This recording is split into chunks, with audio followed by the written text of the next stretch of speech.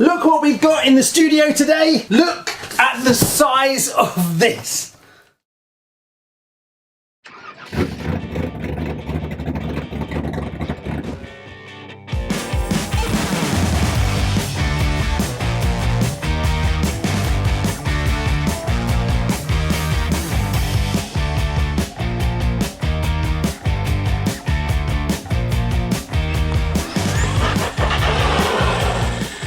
Well, it's only a new body.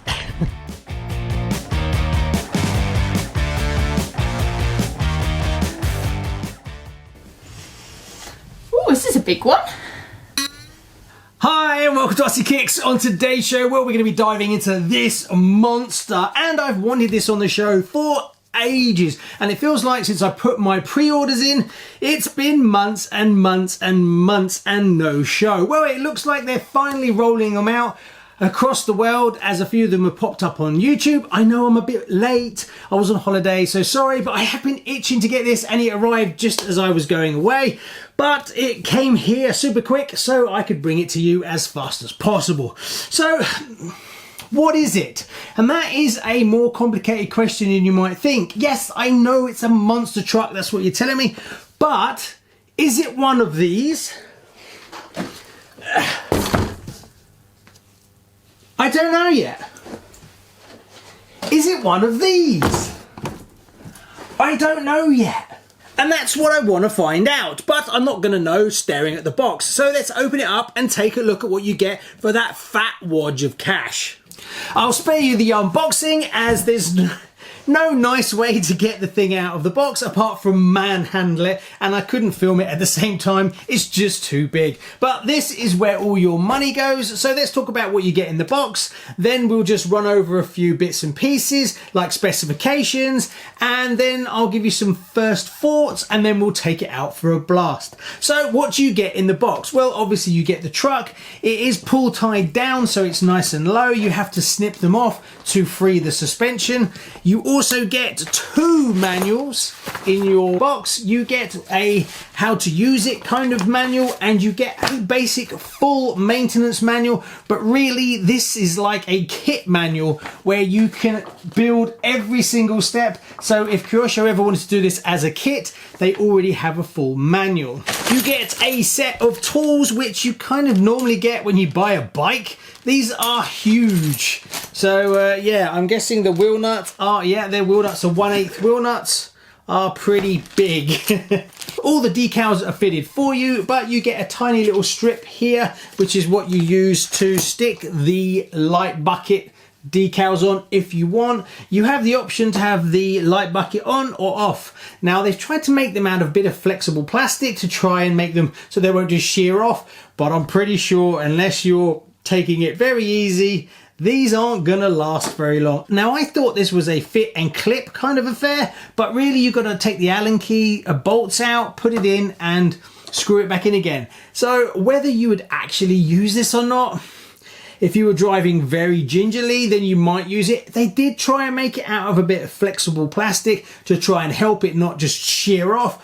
But I kind of think they missed a touch there, where it'd been better if you clip it in and then leave it, and then when you want to drive it, you quickly unclip it, drive it and put it back again, versus getting Allen keys out and removing it and fitting it. I think most people are going to end up leaving it off, which I think is a bit of a shame. Transmitter you get actually is very nice. After working with a lot of budget buggy kits over the last couple of weeks, I was a bit apprehensive that this is not a budget kit by any means. This is quite an expensive RTR. So to see the transmitter and obviously compare it against those, it is a step up for sure. It's quite a big transmitter, but it's got nice tactile rubber on it, and it feels like a slightly more premium transmitter. Don't get me wrong, this is this is no top of the range either, but it definitely feels like they've invested a bit of money in it. As for the controls, pretty standard stuff. It's really nice to see the throttle rate, so you can actually turn it down if letting someone else drive it, which I think should be on all transmitters personally. Then you've got your usual steering throttle reverses, steering trim, that kind of stuff. It's not hidden at all, it all just sits on the top. Now if you've got rechargeable batteries in it, you can recharge them as well. There is a 6 volt DC plug-in here, so if you've got rechargeable batteries, it will charge them for you. But you cannot take out the AA battery tray and fit your own battery if you want, unfortunately. So a lot of you will be Monster fans and will remember back in the day the USA-1. It's one of the very, very early monster trucks that ever existed. Now it raced against the likes of the Bigfoot, and it actually beat Bigfoot in the 1988 TNT National Championships, and it won and then crashed right at the end. There is a really good video on this by J Concepts. I'll put a link in the description. I highly recommend going and checking that out, as they talk to the owner and you get to see the original truck still exists today. It was owned and run by Everett Jasmer. It wasn't white like this, it's actually a pearl colour. Now this is not the first truck by Kyosho by any means. Back in the day they produced a vintage USA-1 to go up against the likes of the Clod from Tamiya. It became so popular Kyosho wanted to come out with their own kit to compete against the Tamiya Clodbuster, and they produced the USA-1. Now this is not that truck, not by a long shot. This is a complete re-engineered idea, completely different chassis that actually existed on another kit before it took the USA-1 body. So again, it's a way for Kyosho to bring out a kind of vintage homage, but without producing a whole new chassis and the expense. So what have we got here is a bit confusing for me, because is it a basher? Well, being that the body is quite fragile and the detail that it has, I honestly don't know, but it's been placed on a very capable chassis with the big wheels and the big shocks, and it's chain driven, and the chassis is designed to take a lot more abuse than you would have for the likes of a standard Clod. So honestly, I'm a bit confused. Also, this one I think is going to upset the vintage purists, because if it was a car that I remember when I was little, to see it come out again would be great, but being that it's a completely different truck, would I like it if someone took a Falcon and put a new chassis on it, or they took the Porsche 959 from Tamiya and put a new chassis on it? Probably not. But being that I don't remember this when I was younger, I have no problem with it being on a new chassis. I just am a bit confused as to where to place it. And before I try and figure that one out, let's look at the specifications to see if it gives us a inkling as to where this truck is placed. Well, we know it's brushless. It's a 3,200 kV brushless 4-pole 4068 motor, so it's no slouch. It's 4S capable. You can run 2 saddle packs of 2 2Ss, or you can run a single 4S. On the box it says 57 kilometers an hour, and it has been tested. Tom Lee RC had one of these and did some speed runs on it, and it pretty much nails the 56 to 57 kilometers an hour as stated in the box. And it's nice to see that a manufacturer actually puts the correct speed on the box. 66-inch tyres that are lovely and soft. Tyres are fantastic. Oh, believe it or not, this is chain drive. It has a brushless motor that runs through a slipper clutch, then it goes into a chain, and then it goes to the transfer box for the front and the rear. So I get the feeling Kyosho put a bit of effort into this to make it as rugged as possible, which then is a nod towards it being a basher. The body, on the other hand, is a pretty highly detailed example, so again, worrying, will it stand up to some abuse? It has flexible mirrors to a point, and I love the motor. It does look really good, but how long is this going to last? I honestly don't know. One thing that's missing is the Chevrolet logo that should be across the back. I guess that Kyosho didn't get the rights to actually have that logo, but the real truck has it on the back. Now, one thing that's really cool is they've made it that you can actually fit a second motor and run dual motors in this if you really want that level of power. I honestly don't know. Then you've got your slipper clutch in the front. My only concern is this can take lots of dirt, can fly up from underneath, and this is all not protected, so you're going to need to maintain this quite a lot.